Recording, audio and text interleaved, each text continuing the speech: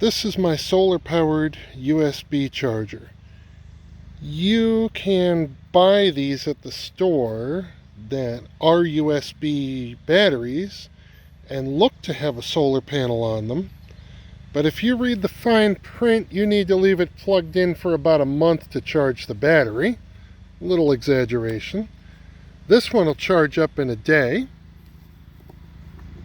It puts out about 12 volts, which is converted to 5 volts for this USB charger. I'll show you how to build one of these today with just a solar panel, a couple of batteries, a USB charger. In my case, we have a voltmeter and a switch, as well as a charge controller that's inside.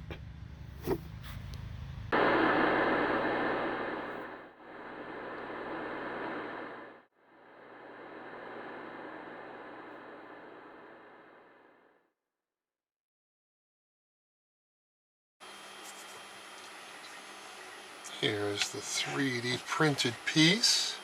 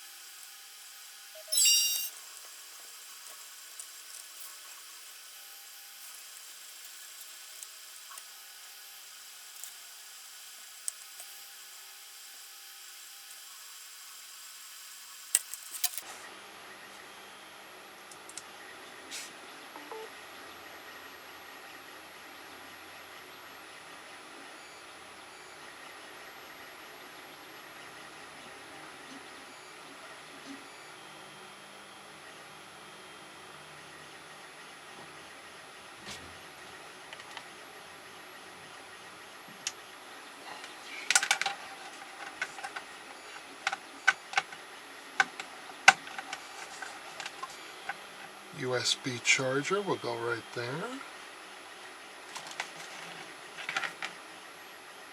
Voltmeter.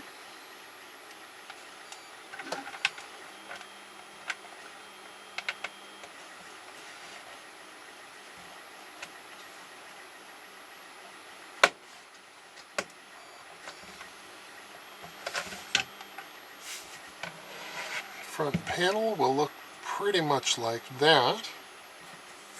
Just need a button to turn it on.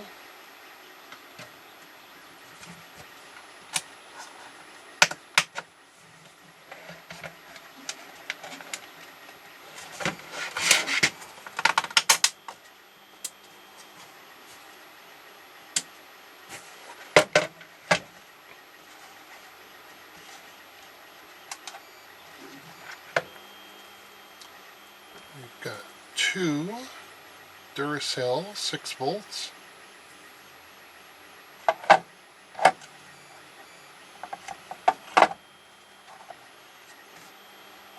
go like so.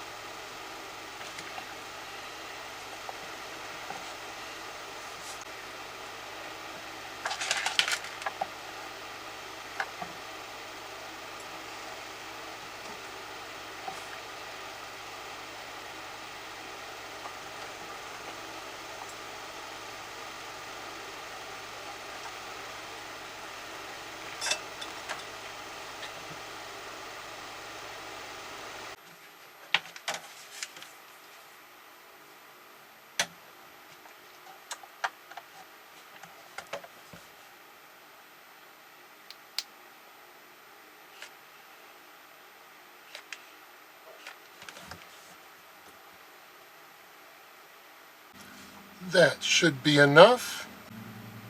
Now that the glue is dry, we're going to work on our charge controller. This one's from Harbor Freight. It's going to go right about here, and we'll just use the board inside.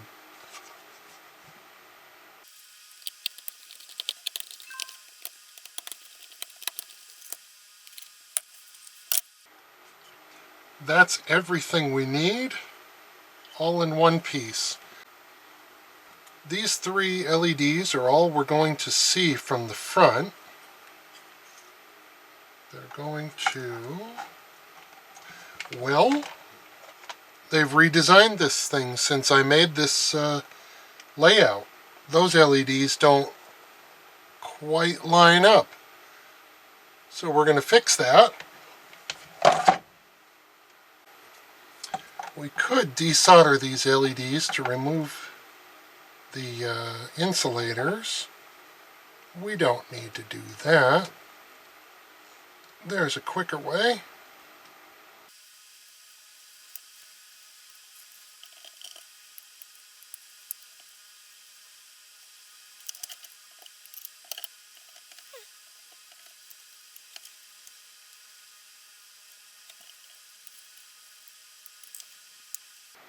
Well, that one came detached anyway, so we're going to have to resolder that one.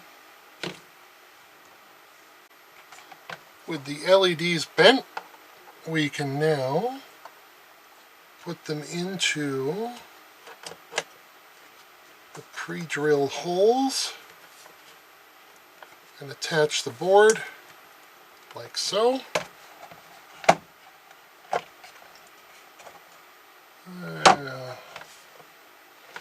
The capacitors on the top of the board stick up a bit high, so we'd better not use the screw brackets that we 3D printed.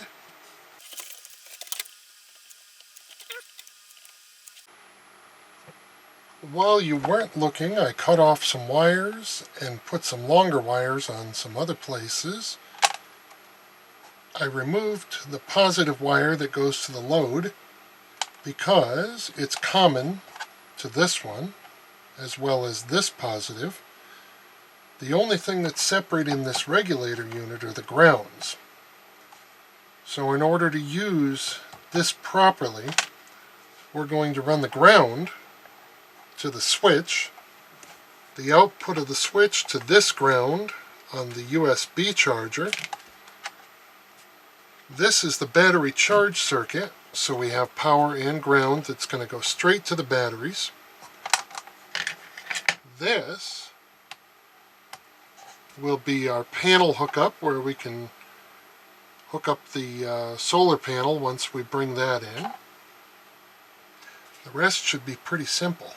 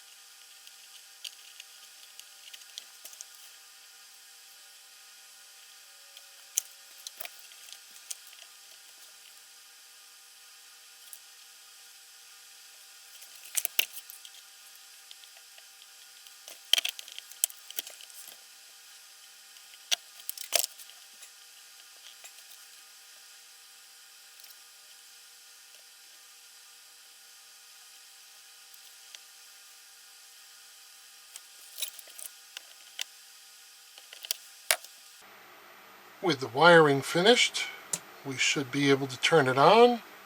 The battery is almost charged. Once we leave it out in the sun for a little while, it should charge completely. Let's check the USB voltage.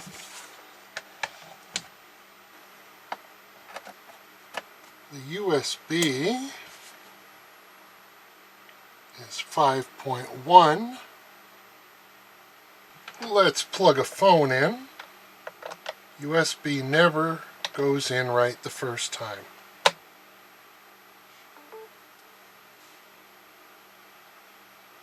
One and a half amps at 5.1 volts.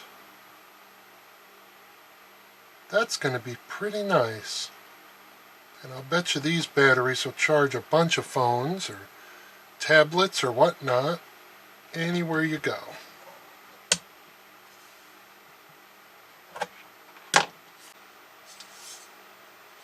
This is the panel we're going to use.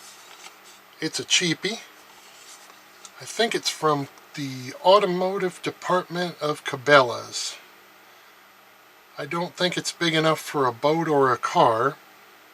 It's mostly meant for trickle charging, but for a project like this it should be perfect. As you can see, this wire is not going to be long enough. When I had imagined this project, I thought this junction box was here, and that would have made a nice length. We've got more wire, so we'll just have to redo it.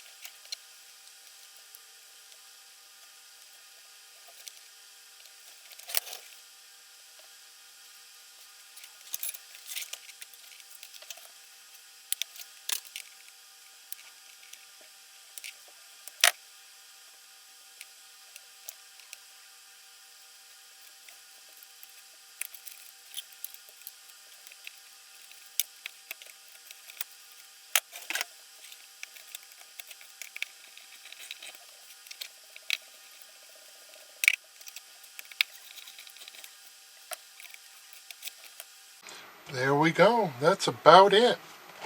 So now we just need to flip the circuit over. I put in these captive nuts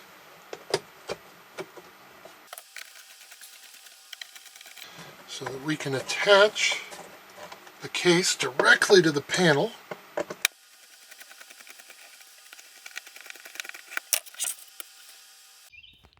Okay, we're outside in the yard and the sun is kind of out. We are running 13.8 volts. Normally the yellow light's going to be on, which means charging. I'll leave it out here for a couple hours and see how it charges up. Now, sitting in the shade, the battery is still fully charged, and we're charging the phone that I'm actually using right now at 1.2 amps, 5.1 volts. This is our charge light, this is the battery full, and that is a dead battery light.